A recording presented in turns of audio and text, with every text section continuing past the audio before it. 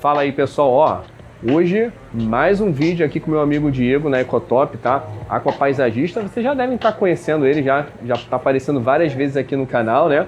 Vou deixar o contato dele aqui no primeiro comentário fixado, o Instagram dele, para vocês acompanharem o trabalho do Diego, tá? É um aquapaisagista que manda muito bem.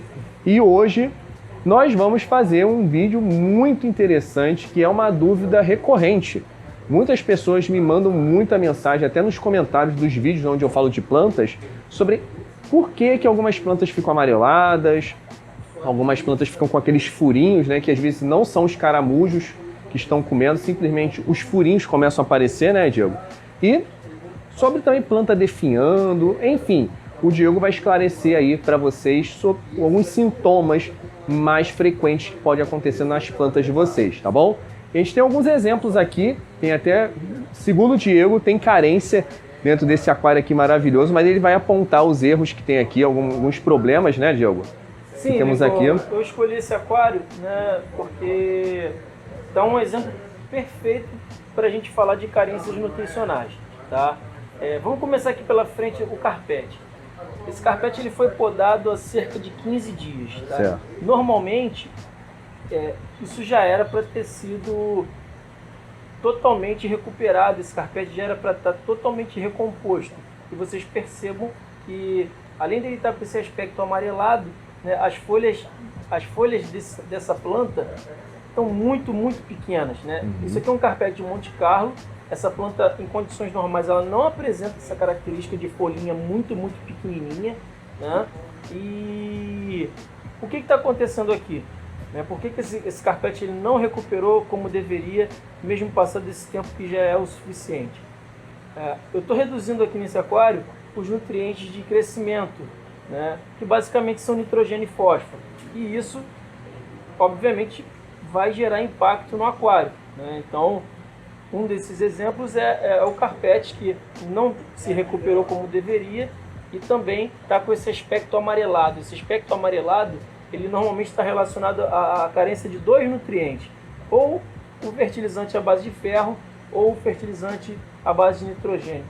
Como é que eu sei que, nesse caso aqui, é o nitrogênio? Porque o carpete simplesmente não está crescendo, né? A carência relacionada a ferro no amarelamento, a planta ela continua a crescer e se desenvolver e vai com aquela coloração mais fraca. Sim. Nesse caso aqui, realmente a planta não desenvolve, tá? Ontem eu fiz uma dosagem, tá? Uma dosagem maior de nitrogênio e fósforo nesse aquário, e eu já notei uma diferença não no carpete, mas na Staurogine, né? Que é aquela outra planta ali. Eu não sei se a câmera vai conseguir pegar o tom de amarelo, de repente, se filmando de cima. Olha lá, dá para ver perfeitamente ali no cantinho, as folhas elas estão amareladas, existem algumas folhas até que estão com alguns furinhos. Isso daí é uma carência severa, né, desses nutrientes de crescimento que eu estou falando. A planta ela se mantém amarelada, você consegue ver ali os veios, né, as nervuras da planta, ela fica bem evidente, né? Então, ontem estava pior, tá? Como eu disse, eu já fiz uma adição aqui de nutrientes de crescimento e elas absorveram rapidamente. Então a resposta geralmente é rápida. A resposta é rápida, né? E assim, como estava numa carência muito grande, né, as plantas elas absorvem muito rapidamente. Provavelmente amanhã eu vou pedir para os meninos fazerem uma nova dosagem de nitrogênio e fósforo nesse aquário, tá? Outro indício de que esse aquário está com carência, né, de nutrientes de crescimento é a planta vermelha que a gente tem aqui, né? Percebam como é que a coloração dela está muito exuberante, né?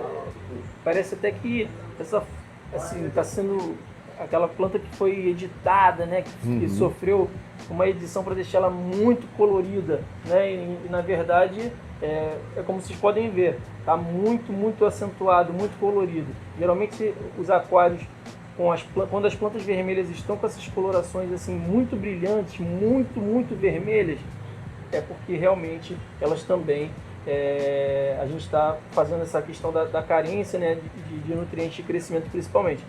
Ela também quase não cresceu nesses 15 dias, praticamente está do mesmo tamanho que eu deixei aí quando eu replantei. A Udivigia glandulosa, ela é uma planta que a gente não costuma bifurcar muito, ela é uma planta que não adensa muito. Então toda vez que eu vou fazer manutenção nesse aquário, eu corto ela lá embaixo e replanto, para a gente estar sempre com a parte mais bonita da planta em evidência. Tá? E assim, Lincoln, esse foi um exemplo de algumas carências, né, que a gente pôde citar nesse aquário. Eu acho que deu para exemplificar bastante, mas assim, existem outras carências que também são bem evidentes, né, como por exemplo carência de potássio. Né? A planta ela fica logo com a superfície da folha toda furadinha. Né? Parece que algum bichinho o caramujo, né, como furou, você né? disse. Assim, esses animais, né, eles que se alimentam de algas, né, os algueiros, principalmente os peixes algueiros, caramujos, né, eles dificilmente vão atacar a planta saudável. Eles só atacam quando a planta realmente já entrou em estado de decomposição, né, e já diminuiu bastante a celulose, que é uma fibra que existe na folha de todas as plantas, que já está bem deteriorada, e aí sim eles conseguem se alimentar. Então esses caramujos, por exemplo, eles são um ótimo indicativo, então, que a planta não está indo bem. Sim, se a planta estiver apodrecendo, realmente eles vão se alimentar disso. Tá? Se a planta estiver íntegra, com saudável, né, eles realmente não se interessam, porque realmente ela fica muito dura, né, a folha fica muito resistente e eles não conseguem se alimentar. Tá? Então, assim, às vezes as pessoas, o caramujo está comendo minha planta, o peixe que a gente indicou está comendo a planta.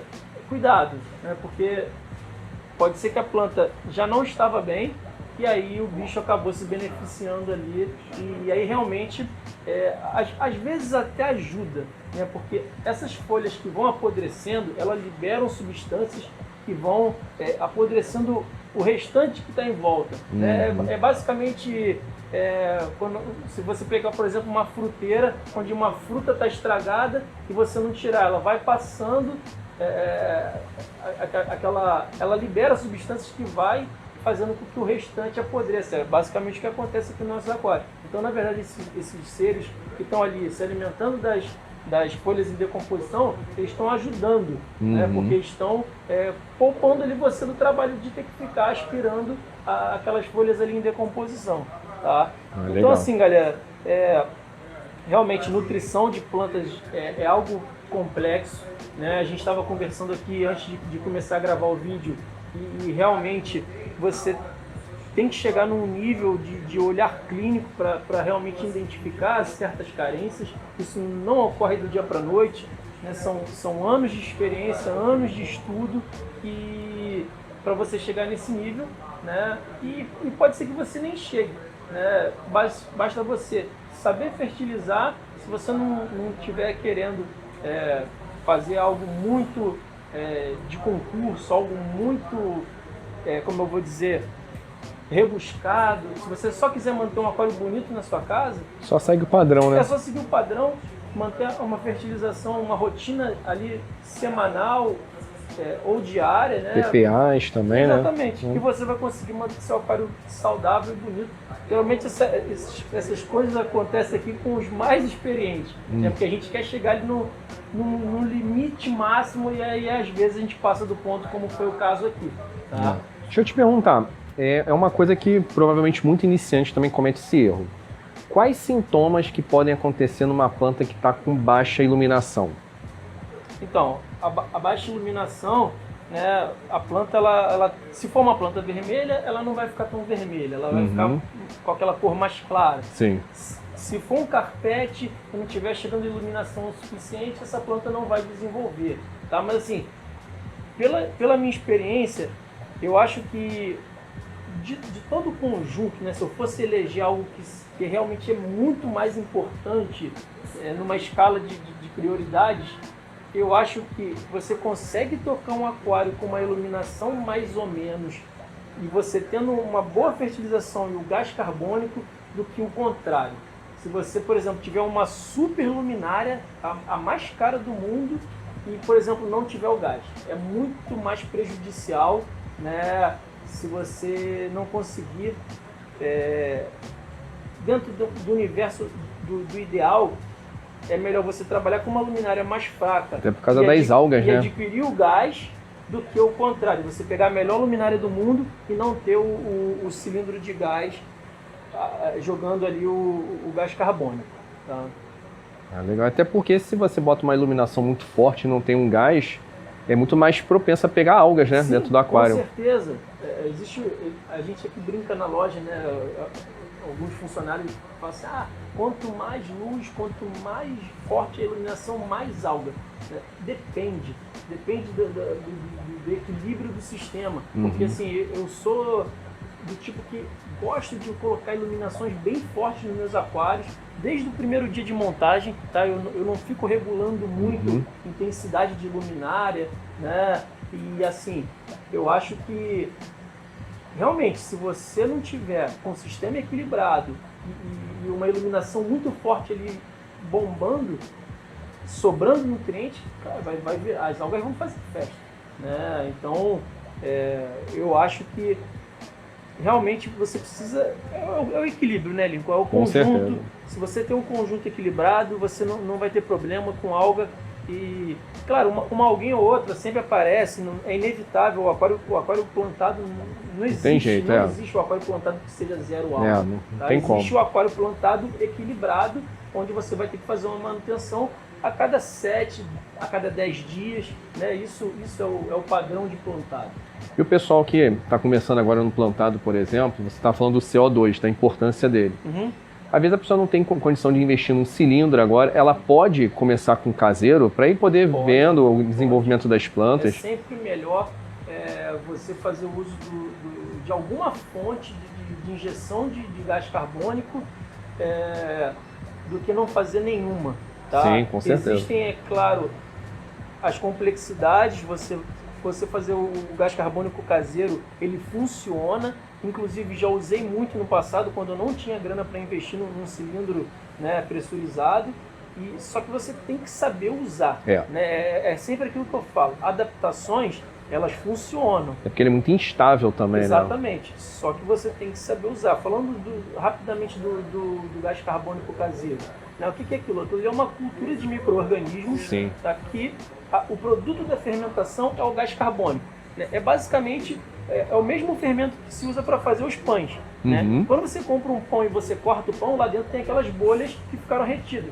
Aquelas bolhas ali são o gás carbônico que ficou retido na massa, e quando assou, aquele gás carbônico se perdeu e você ficou com aqueles furinhos ali no pão. Aqueles pães italianos, você consegue ver muito bem isso. Né? E essa mistura, ela geralmente tem uma durabilidade de 15 a 20 dias no máximo. Tá? Dependendo, se você tiver numa época de calor, o tempo dela diminui, porque os micro-organismos vão estar com o isso está falando do fermento biológico, né? Os micro-organismos vão estar com o metabolismo mais acelerado, consequentemente vai consumir o combustível dessa cultura, que basicamente é açúcar, em um período mais curto, porém eles vão produzir mais gás. Tá? E se você tiver no inverno, uma temperatura mais baixa, a mistura tende a durar um pouco mais, sendo que ela vai ser produzida menos gás, porque os micro-organismos vão estar num ritmo mais baixo, né? Só que só vai mudar a quantidade de produção, né? Você vai produzir maior quantidade ou você vai produzir menos quantidade. Legal. Uma pergunta também, que muita gente pergunta demais lá no canal, é com relação, por exemplo, a pessoa quer ter uma planta carpete, por exemplo. O pessoal começa muito com a hidrocotila tripartita, essa pequenininha aqui, que é uma das mais fáceis, né? Só que muita gente fala que ela começa a ficar muito pescoçuda. É um sintoma de iluminação também, né? Tá buscando iluminação. Que falam estiolar, né? Isso, a planta ela acaba esticando para poder buscar iluminação. Acontece isso muito também com a gloss, né? A glossostigma também tende a esticar, e aí onde você queria ter o carpete, às vezes você acaba tendo uma planta um pouco mais alta, né? Porque ela vai em busca de luz, né? Então ela vai... É aquilo, pessoal, é saber adequar os equipamentos, né? Por exemplo, eu sempre cito esse exemplo dessa luminária aqui, que também é um bom exemplo para isso. Essa luminária aqui é uma luminária de 40 watts, tá? Ela não é utilizada pela maioria das pessoas num aquário de alta demanda, porque não se acha que ela vai cumprir com os requisitos. E aí eu coloquei ela nesse aquário aqui, é um aquário pequeno, 35 por 35, e eu coloquei carpete, coloquei planta vermelha, para mostrar que realmente, se você souber adequar a realidade do projeto, você vai conseguir fazer com que a luminária cumpra com os requisitos de um aquário de alta demanda. Isso aqui é um aquário de alta demanda. Tá? Sim. Eu tenho essa mesma luminária naquele aquário lá da frente, que a gente filmou na outra ocasião, né? Sendo que é um aquário de 250 litros. Então, a realidade lá é outra, a coluna d'água é muito maior, né? Então a gente acaba somente colocando planta de exigência mais baixa, né? Então é tudo você saber adequar ao projeto. Então é isso, meus amigos e amigas. Espero que vocês tenham gostado desse vídeo, espero que tenha esclarecido a dúvida de vocês. E mais uma vez, Diego, muito obrigado por ter ajudado a gente aí nessa missão dos plantados, né? Que é uma coisa que vocês perguntam demais aqui no canal. Então, estamos aí para tentar aprender, né? Porque o que estamos fazendo aqui bastante é aprendendo. É como o Matheus fala muito, a Ecotop tem sido uma escola para todos nós. E muito obrigado mais uma vez à Ecotop por ter liberado esse espaço para a gente aprender, né? E poder ensinar vocês através desses vídeos. Valeu? Então, é isso, meus amigos e amigas. Um forte abraço a todos e até a próxima.